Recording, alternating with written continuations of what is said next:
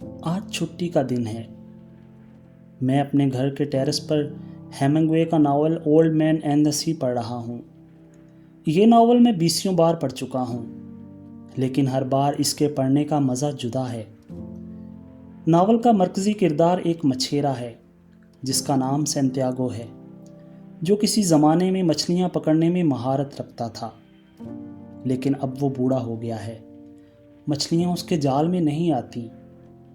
اس کے ساتھ کام کرنے والے مددگار لڑکے کو اس کے والدین نے مایوس ہو کر کسی اور کشتی پر کام دلوا دیا ہے۔ سینتیاگو ہمت نہیں ہارتا۔ ایک دن وہ مچھلی کی تلاش میں گہرے سمندروں میں بہت دور نکل جاتا ہے، جہاں ایک بہت بڑی مچھلی اس کی ڈوری کے ساتھ لگا کانٹا نگل لیتی ہے، لیکن بوڑھے کے بازوؤں میں وہ طاقت نہیں رہی کہ وہ مچھلی کو اپنی طرف کھینچ سکے۔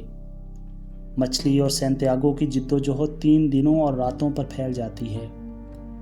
ایسے میں اسے اپنے ساتھ کام کرنے والے مددگار لڑکے کی یاد شدت سے آتی ہے۔ وہ اپنے بیس بال کے دنوں کو یاد کرتا ہے اور اسے افریقہ کے سنہری ساحلوں پر کھیلتے ہوئے شیروں کی یاد آتی ہے۔ وہ بیتے ہوئے دنوں کو پھر سے دہرانا چاہتا ہے۔ میں ناول کی کہانی سے لطف اندوز ہو رہا ہوں۔ اچانک آسمان پر بادلوں کی گھن گرج سنائی دیتی ہے اور ساتھ ہی ہوا کے جھکڑ چلنا شروع ہو جاتے ہیں۔ درختوں کی ٹہنیاں آندھی سے دوہری ہونے لگی ہیں اور پتے ہوا میں اڑنے لگتے ہیں اور پھر تیز بارش شروع ہو جاتی ہے۔ مجھے ایسا کیوں لگتا ہے کہ میں نے یہ منظر پہلے بھی دیکھا ہے؟ کب اور کہاں؟ شاید بہت پہلے اپنے گاؤں میں۔ کیسے دن تھے وہ بھی! اب میں آنکھیں بند کر کے ان دنوں کا تصور کروں تو لگتا ہے کسی اور جنم کا قصہ ہے۔ اپنے گاؤں کی تصویر ذہن میں لاتا ہوں تو منیر نیازی کی نظم کی ابتدائی سطریں یاد آ جاتی ہیں۔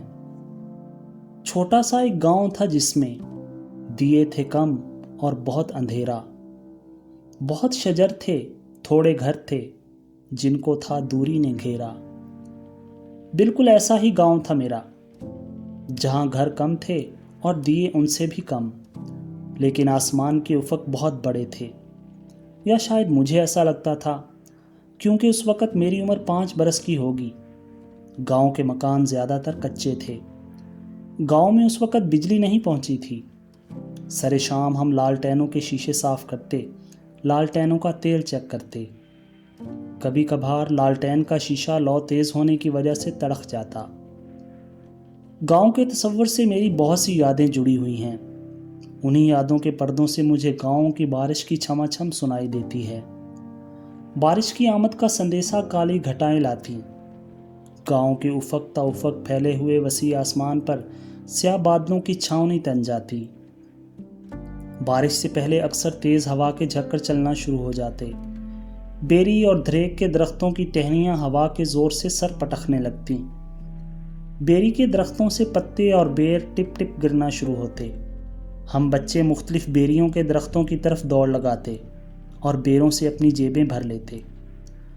گاؤں میں بارشوں کی اپنی اہمیت تھی۔ کسانوں کی فصلوں کا دار و مدار بارشوں پر تھا۔ ان کی آنکھیں آسمان پر بادلوں کو تلاش کرتیں اور ہاتھ دعاؤں کے لیے بلند ہوتے، لیکن جب فصلیں تیار ہونے کے قریب ہوتیں تو بارش کی آمد ان کی آنکھوں میں تشویش کے ڈیرے جما لیتی۔ مجھے یوں لگتا جس طرح کہانیوں میں جادوگر کی جان ایک طوطے میں ہوتی تھی، اسی طرح میرے گاؤں کے کسانوں کی جان بارشوں میں تھی۔ کالی گھٹاؤں کو دیکھتے ہی لوگ گھروں کی چھتوں جاتے اور کچی چھتوں میں سوراخ بند کرنا شروع کر دیتے۔ گھر کی چھتوں سے ہم ارد گرد آندھیوں کے زد میں آئے درختوں کو دیکھتے، جن کی ٹہنیوں کے ساتھ کپڑوں کی لیریں لٹک رہی ہوتیں۔ تیز ہوا سے یہ لیریں بھی جھولتی جاتیں۔ گاؤں کے درختوں میں کانٹوں کے ساتھ لٹکی ہوئی یہ لیریں ایک عام سا منظر تھا۔ پھر دیکھتے ہی دیکھتے آسمان تاریک ہو جاتا اور زور کا مینہ برسنا شروع ہو جاتا۔ ایسے میں صحن میں بنے ہوئے لکڑیوں کے چولہے کو ڈھانپ دیا جاتا۔ اسی طرح صحن میں بنی تندوری کو بھی کسی چیز سے ڈھک دیتے۔ مرغیوں، بکریوں اور دوسرے جانوروں کو بارش سے محفوظ مقام پر پہنچا دیا جاتا۔ البتہ اکثر ایندھن میں استعمال ہونے والی لکڑیاں بارش میں گیلی ہو جاتیں۔ ایسے میں بارش میں نہانا ہم بچوں کا دل پسند مشغلہ ہوتا۔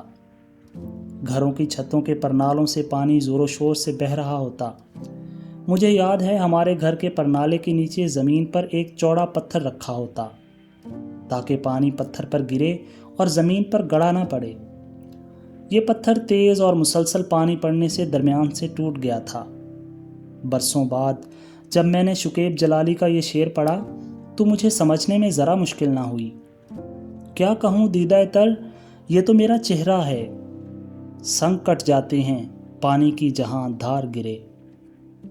ہمارے گھر کی قریبی مسجد کے صحن میں ایک گڑھا تھا جہاں بارش کا پانی جمع ہو جاتا اور پھر وہیں سے لوگ برتنوں میں پانی بھر کر لے جاتے۔ دن کی بارشوں کا تجربہ ان بارشوں سے مختلف ہوتا جو رات کو ہوتی۔